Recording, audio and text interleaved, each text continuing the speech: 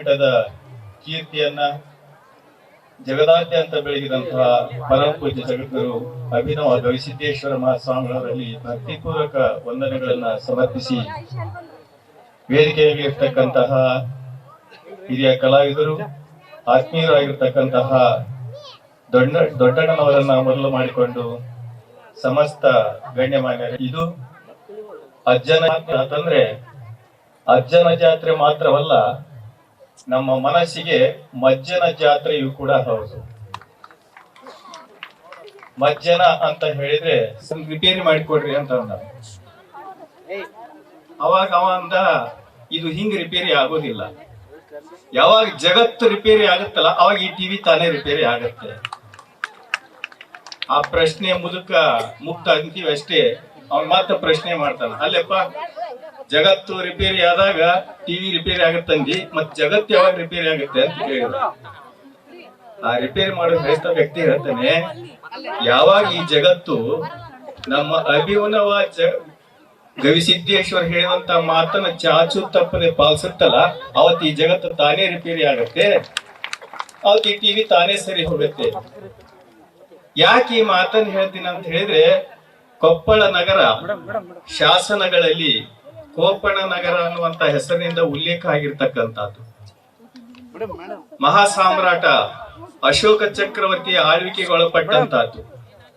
ನಾನು ಒಂದ್ಸಲ ಕಷ್ಟಪಟ್ಟು ಹುಡಿಕೊಂಡು ಹೋಗಿ ನೋಡ್ಕೊಂಡ್ ಬಂದೆ ಅಶೋಕನ ಶಾಸನಗಳನ್ನ. ಅದನ್ನೆಲ್ಲ ನೋಡಿದಾಗ ನನಗೆ ಒಂದ್ ಕಡೆ ಆಶ್ಚರ್ಯ, ಅದಕ್ಕಿಂತ ದೊಡ್ಡ ಆಶ್ಚರ್ಯ ಏನಂತಂದ್ರೆ, ಒಬ್ಬ ರಾಜ ತಾನು ಇತಿಹಾಸದಲ್ಲಿ ಉಳಿಯಬೇಕಾದರೆ ಶಾಸನವನ್ನ ಕೆತ್ತಿಸಿ ಪ್ರಾಣಿ ದಯೆಯಿಂದ ಎಲ್ಲರನ್ನು ಕೂಡ ನನ್ನವರಂತ ಸಾಕಿಸಲಂತ ಗವಿಸಿದ್ದೇಶ್ವರ ಅಂತ ಮಹಾತ್ಮರು ಶಾಸನವನ್ನ ಬರೆಸದೇನೆ ಇತಿಹಾಸ ಉಳಿತಲ್ಲ, ಇದು ಅದಕ್ಕಿಂತ ದೊಡ್ಡದಾದಂತಹ ಶಕ್ತಿ. ನಾವು ಪರಮಾತ್ಮನ ಚಿತ್ರವನ್ನ ನೋಡಿದ್ರೆ ಎಲ್ಲಾ ದೇವರು ಒಂದೊಂದು ಶಸ್ತ್ರ ಹಿಡ್ಕೊಂಡೇ ನಿಂತವೆ. ತ್ರಿಶೂಲ ಭೂಮಿಗೆ ಅವತಾರ ಮಾಡಿ ಬರ್ತಾನೆ, ಶಸ್ತ್ರ ಹಿಡಿದು ಬರೋದಿಲ್ಲ, ಬದಲಿಗೆ ಶಾಸ್ತ್ರವನ್ನು ಹಿಡಿದುಕೊಂಡು ಬರ್ತಾನೆ. ಯಾವ ಕಾರ್ಯ ಶಸ್ತ್ರದಿಂದ ಸಾಧ್ಯವಿಲ್ಲೋ ಅದನ್ನ ತನ್ನ ವಿದ್ಯೆಯಿಂದ, ತಪಸ್ಸಿನಿಂದ, ಜ್ಞಾನದಿಂದ ಸಾಧಿಸುವಂತವನು ಮಹಾ ತಪಸ್ವಿ, ಅವನೇ ಗವಿಸಿದ್ದೇಶ್ವರ. ಎಷ್ಟು ಶಕ್ತಿ ಇರುತ್ತೆ ಆ ಮಹಾತ್ಮರಲ್ಲಿ. ಅಂದಾನಪ್ಪ ಅನ್ನುವಂತ ವ್ಯಕ್ತಿ ಕಳ್ಳತನ ಮಾಡೋದನ್ನೇ ತನ್ನ ವೃತ್ತಿ ಮಾಡಿಕೊಂಡಿರ್ತಕ್ಕಂಥವನು. ಕಳ್ಳತನ ಬಿಟ್ರೆ ಬೇರೆ ಏನು ಗೊತ್ತಿಲ್ಲ. ಎಷ್ಟೋ ಜನ ಹೊಡೆದ್ರು ಬಡದ್ರು ಏನ್ ಹೇಳಿದ್ರು ಕೂಡ ಅವನು ಕಳ್ಳತನ ಬಿಡ್ಲೇ ಇಲ್ಲ, ಅದ್ರಾಗನೆ ಜೀವನ ಮಾಡ್ತಾ ಇದ್ದ. ಎಲ್ಲ ಅವರು ಕಳುವು ಮಾಡ್ಕೊಂಡು ಕೊನೆಗೆ ಕೊಪ್ಪಳ ನಗರಕ್ಕೆ ಬರ್ತಾನೆ. ಎಲ್ಲಾರು ಬೀಗ ಹಾಕಿದ್ರು, ಎಷ್ಟು ಕಳುವು ಮಾಡ್ಬೇಕಂದ್ರೂ ಕೂಡ ಏನು ಸಿಗ್ಲಿಲ್ಲ. ತಪ್ಪಿ ಗವಿಸಿದ್ದೇಶ್ವರ ಮಠಕ್ಕೆ ಬರ್ತಾನೆ. ಗವಿಸಿದ್ದೇಶ್ವರ ಅಲ್ಲಿದ್ರು, ಕಳ್ಳ ಬಂದ ಅಂತಂದ್ರೆ ಕಂಪ್ಲೇಂಟ್ ಕೊಡಕ್ ಹೋಗ್ಲಿಲ್ಲ, ಪೊಲೀಸರನ್ನ ಕರೀಲಿಲ್ಲ, ಹುಡುಗರು ಕರೆದ ಅವ್ನು ಹೊರಗೆ ಹಾಕ್ರಿ ಹಿಡಿದುಕೊಡ್ರಿ ಅಂತ ಅನ್ಲಿಲ್ಲ. ತಾಯಿ ಮಗುವನ್ನ ಕರೆದುಕೊಂಡು ಹೋಗೋ ರೀತಿಯಲ್ಲಿ ಗವಿಸಿದ್ದೇಶ್ವರ ಅಂದಾನಪ್ಪನ ದಾಸೋಹಕ್ಕೆ ಕರ್ಕೊಂಡು ಹೋಗಿ ತಮ್ಮ ಕೈಯಾರೆ ತುತ್ತು ಮಾಡಿ ಅವನಿಗೆ ಊಟ ಮಾಡಿಸಿದ್ರು.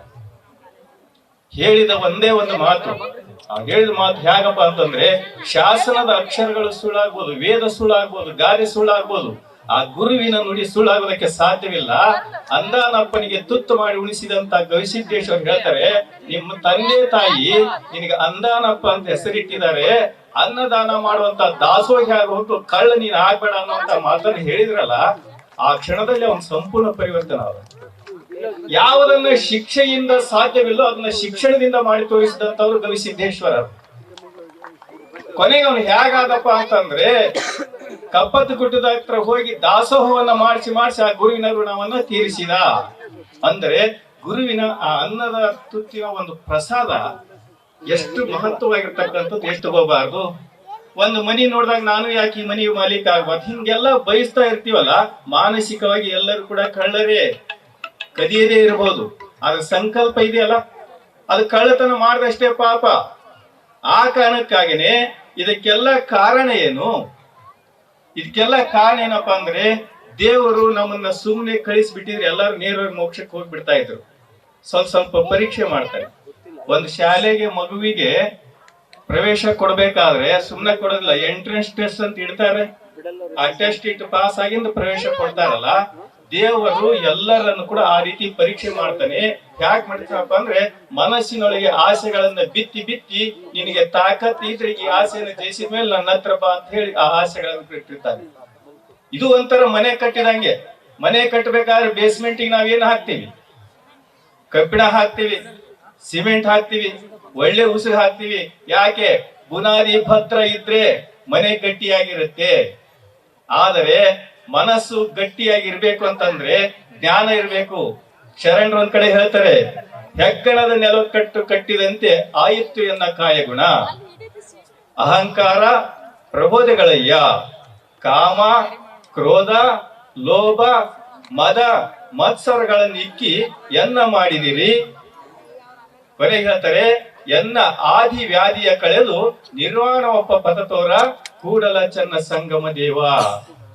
ಒಂದಲ್ಲ ಎರಡಲ್ಲ, ಎಷ್ಟು ಗುಣಗಳನ್ನ ನಮ್ಮೊಳಗೆ ಇಟ್ಟು ಬಿಟ್ಟನಂತಂದ್ರೆ ಇರೋ 6 ಗುಣವು. ಆದರೆ ನಾವು 6 ವರ್ಷ ಬಿಡದೆ ತಪಸ್ ಮಾಡಿದ್ರು ಕೂಡ 6 ಗುಣಗಳನ್ನ ಕಳ್ಕೊಳಕ್ ಸಾಧ್ಯವಿಲ್ಲ. ಅಷ್ಟೊಂದು ಕಠಿಣವಾಗಿರ್ತಕ್ಕಂಥದ್ದು ಈ ದೇಹ ಅನ್ನುವಂತ ಈ ಮನೆಯೊಳಗೆ ಕಾಮ ಕ್ರೋಧ ಲೋಭ ಮದ ಅನ್ನುವಂತ ಅಕ್ಷರಗಳ ಯಾವ ಅಜ್ಞಾನದ ಹೆಗ್ಗಣಗಳನ್ನು ಇಟ್ಟು ನನ್ನನ್ನು ಕಟ್ಟಿಬಿಟ್ಟಿದ್ದೀರಾ. ಇನ್ನು ಈ ಮನೆ ನಿಲ್ಲೋದಕ್ಕೆ ಹೇಗೆ ಸಾಧ್ಯ? ಅವುಗಳು ಯಾಕಡೆ ಹೇಳ್ಕೊಂಡು ಹೋಗ್ತಾವ ಆ ಕಡೆನೆ ಹೋಗ್ತಾ ಇರುತ್ತೆ. ಆ ಕಾರಣಕ್ಕಾಗಿ ಹೇಳ್ತಾರೆ, ಈ ಆದಿ ವ್ಯಾಧಿಯ ಕಳೆದು ನಿರ್ವಾಣ ಒಪ್ಪ ಪಥ ತೋರ ಕೂಡಲ ಚನ್ನ ಸಂಗಮ ದೇವ.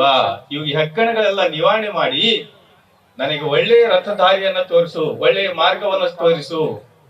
ನಾನು ಮೊದ್ಲೇ ಹೇಳಿದೆ, ಶಾಸನಗಳನ್ನ ಕೆತ್ತಿಸಿ ರಾಜ ಸ್ಥಿರವಾಗಿರ್ಬೇಕಂತಂದ. ಯಾಕೆ ಅಂತಂದ್ರೆ ನಾನು ಇರ್ಬೇಕು, ನನ್ನ ಹೆಸರು ಇರ್ಬೇಕು, ನನ್ನ ಕೀರ್ತಿ ಇರ್ಬೇಕಂತಂದು. ಅದಕ್ಕಾಗಿ ಎಷ್ಟೆಲ್ಲ ದಾರಿ ಮಾಡಿದ. ಆದ್ರೆ ಅವನು ಶಾಶ್ವತ ಉಳಿಯಕ್ಕೆ ಸಾಧ್ಯ ಆಗೋದಿಲ್ಲ. ಹೇಳ್ತಲ್ಲ, 6 ಹಿತವರು ನಿನಗೆ, ಈ 3ರೊಳಗೆ ನಿನಗೆ ಯಾರು ಹಿತವರು? ದಾರಿಣಿಯೋ ಧರೆಯೋ ಬಲು ಮದದ ಸಿರಿಯೋ ಅಂತ ಹೇಳ್ತಾರಲ್ಲ, ಅಂತಹ ಯಾವ ರಾಜ ಇತಿಹಾಸದಲ್ಲಿ ಉಳಿಯೋಕೋಸ್ಕರವಾಗಿ ಅವನು ಎಷ್ಟೆಲ್ಲ ಮಾಡ್ತಾನಪ್ಪ ಅಂತಂದ್ರೆ, ಮುನ್ನ ಶತಕೋಟಿ ರಾಜ್ಯಗಳಾರಿದ ನೆಲವ ತನ್ನದೆಂಬಂತೆ ಶಾಸನವ ಬರೆಸಿ ಭಿನ್ನಾಣದ ಮನೆಯ ಕಟ್ಟಿ ಕೋಟಿ ಕೊತ್ತಗಳಲ್ಲಿಕ್ಕಿ ಚೆನ್ನಿಗನು ಅಗ ಹಸು ನೀಗಿದಾಗ ಹೊರಗೆ ಹಾಕುವರು.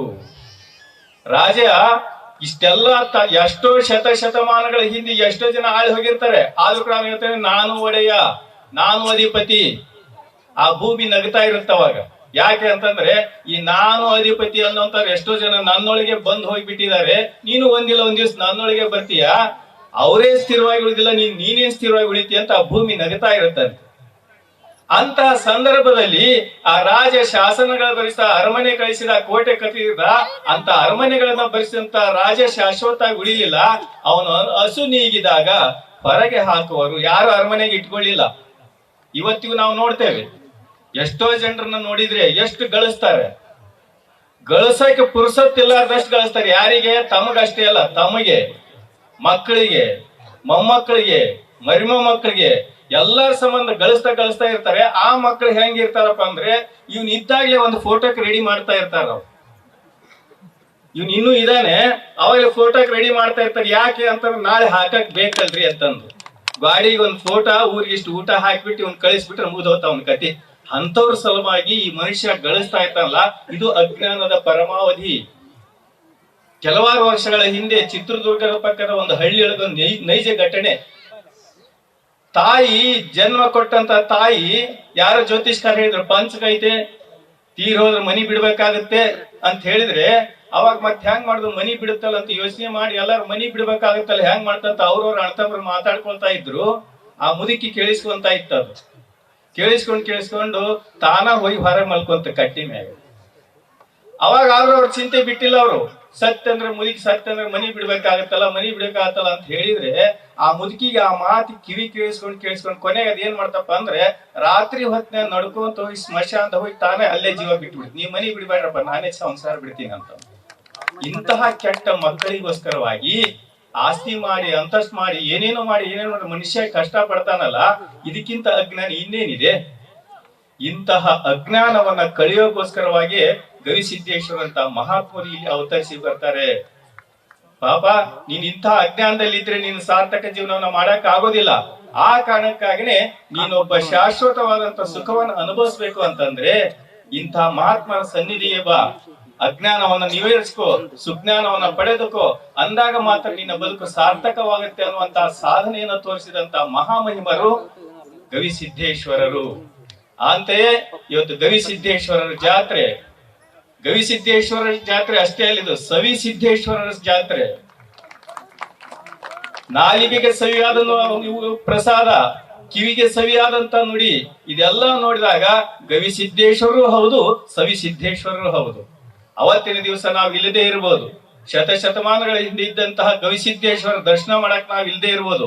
ಅಂದಿನ ಆ ಗವಿಸಿದ್ದೇಶ್ವರರೇ ಇಂದಿನ ಅಭಿನವ ಗವಿಸಿದ್ದೇಶ್ವರಕ್ಕೆ ಬಂದಿದ್ದಾರೆ ಅಂತಂದ್ಮೇಲೆ ಅವರೇ ಸಾಕ್ಷಾತ್ ಗವಿಸಿದ್ದೇಶ್ವರ. ಪೂಜ್ಯರ ಬಗ್ಗೆ ಹೇಳ್ಬೇಕಾದ್ರೆ ಅವರು ಗಳಿಸಿದವರು, ಉಳಿಸಿದವರು, ಬೆಳೆಸಿದವರು. ಗಳಿಸಿದವರು ಅಂದ್ರೆ ಹಣ ಗಳಿಸಿದವರು ಅಂತ ಅರ್ಥ ಅಲ್ಲ. ಇಲ್ಲೇನ್ ಲಕ್ಷಾಂತರ ಜನ ಸೇರ್ತಾರಲ್ಲ, ಆ ಎಲ್ಲ ಜನರ ಪ್ರೀತಿ, ವಿಶ್ವಾಸ, ಭಕ್ತಿಯನ್ನು ಅವರು ಗಳಿಸಿದಂತವರು. ಬೆಳೆಸಿದವರು ಏನನ್ನ ಬೆಳೆಸಿದವರು? ಗವಿಸಿದ್ದೇಶ್ವರರ ಮಠದ ಹೆಸರನ್ನ ದೇಶಾದ್ಯಂತ, ಜಗತ್ತಿನಾದ್ಯಂತ ಬೆಳೆಸಿದವರು. ಇನ್ನು ಉಳಿಸಿದವರು ಏನಪ್ಪಾ ಅಂದ್ರೆ ಗುರುಗಳಿಗೆ ಮಾತನ್ನ ಕೊಟ್ಟಿದ್ರಲ್ಲ, ಈ ಮಠವನ್ನು ಬೆಳೆಸಿದಂತ ಆ ಮಾತನ್ನ ಅವರು ಉಳಿಸಿದಂತವರು. ಇಂತಹ ಸಾಧನೆಯಲ್ಲಿ ಚಾಣಕ್ಯ, ಗುಣದಲ್ಲಿ ಬುದ್ಧ, ಜ್ಞಾನದಲ್ಲಿ ವಿವೇಕಾನಂದ. ಬಡ ಮಕ್ಕಳನ್ನ ಕಂಡಾಗ, ಬಡ ರೋಗಿಗಳನ್ನ ಕಂಡಾಗ ಬುದ್ಧ ನೊಂದು ಅರಮನೆಯನ್ನು ಬಿಟ್ಟ ಅನ್ನುವಂತ ಕಥೆಯನ್ನು ಕೇಳ್ತೇವೆ.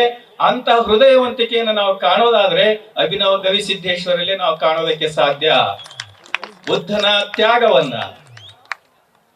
ವಿವೇಕಾನಂದರ ಜ್ಞಾನವನ್ನ, ಅಷ್ಟೇ ಅಲ್ಲ ಚಾಣಕ್ಯನ ಛಲವನ್ನು ಎಲ್ಲವನ್ನು ಕೂಡ ರೂಢಿಸಿಕೊಂಡು ಎಂಥ ಪೂಜ್ಯರಾಗಿದಾರಪ್ಪ ಅಂತಂದ್ರೆ, ಇತ್ತೀಚೆಗೆ ನಾನು ದೂರದರ್ಶನ ಸುಮ್ಮನೆ ನೋಡ್ತಾ ಇದ್ದೆ, ಯಾರೋ ಒಬ್ರು ಸ್ವಾಮೀಜಿ ಅವ್ರಿಗೆ ತಪ್ಪು ಕೆಟ್ಟ ಹೇಳಿಕೆ ಕೊಟ್ಟು ಜನರ ಮನಸ್ಸನ್ನ ಕೆಡಿಸಿದಾಗ ಒಬ್ಬ ಒಂದು ತನ್ನ ವಿಮರ್ಶೆಯನ್ನು ಬರೆದಿದ್ದ.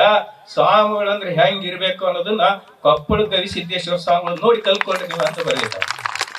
ಅಷ್ಟೊಂದು ಜನರಲ್ಲಿ ಸ್ವಾಮೀಜಿ ಅವ್ರ ಬಗ್ಗೆ ಗೌರವ ಮೂಡ್ಬೇಕಂತಂದ್ರೆ ಅಂತ ಪೂಜ್ಯರ ಒಂದು ಸಾಧನೆ ಮಹತ್ತರವಾಗಿರ್ತಕ್ಕಂಥದ್ದು.